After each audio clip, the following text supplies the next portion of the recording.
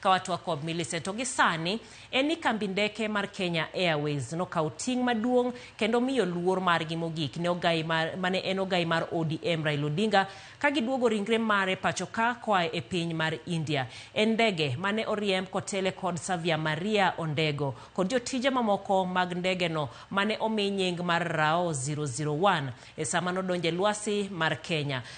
Jotije mane nie ndege no ero bende nodhialo mosenindo Raila Odinga.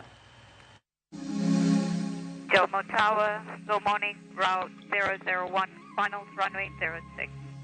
A very good morning to you, Route 001, runway 06, wind is 030 at 05 knots, clear to land. Magi weche mawuok kama itayo wuodh ndeke e alap ndeke ma JKIA ka itayo ndege manomi nying ni Rao 001 madonjo pacho ka koa e piny mar India. Ndege no kopogore kod ting'o ringre Raila Odinga bende ne nigi nyare Winnie Odinga, Raila Junior, nyamina Raila Ruth Odinga kod jotelo mane piny owacho oro dhi omo ringre no.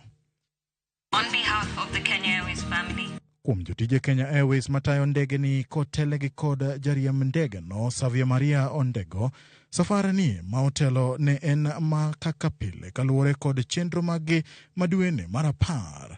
Kata kamano nolokore mapiyo kendo obedo mano mar 10 ok ne gin kendgi to ne jo Kenya kod piny mangima. It really was a surreal experience. Every day is not a normal day in our job. And just like any flight, we woke up to just fly our roster. But there was the heaviness and the responsibility to our country that made it not a normal flight. All protocols are observed and the Honorable Raila Odinga is brought safely home. ladies and gentlemen, this is your captain speaking. Tok chiwo chenro mag safara motelo ne chako wuoth madhi e piny India. We acknowledge a significant loss felt across Kenya and Africa. Jariemb ndege Savia Maria Ondego noloso gi jowuoth ndege no kodhialo Raila Odinga ma wacho ni ne en wuoth mane pek miwuoro. I went to speak and nothing came out. On behalf of the Kenya Airways family, And I had to come off the speaker, take a deep breath, and then try again. And my voice was a little shaky, but it was important to me, and somehow the words flowed.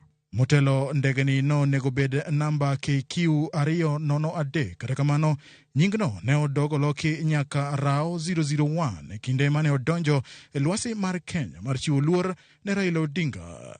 Kaluwore kod jotije Kenya Airways mar ndege ni nyaka ne gimi Raila Odinga luor makende. The family of Honorable Raila Odinga, my embassy goes to Kenyans who are mourning Honorable Raila Odinga, and even the Kenya Airways fraternity, whom Honorable Raila Odinga supported very much as a company.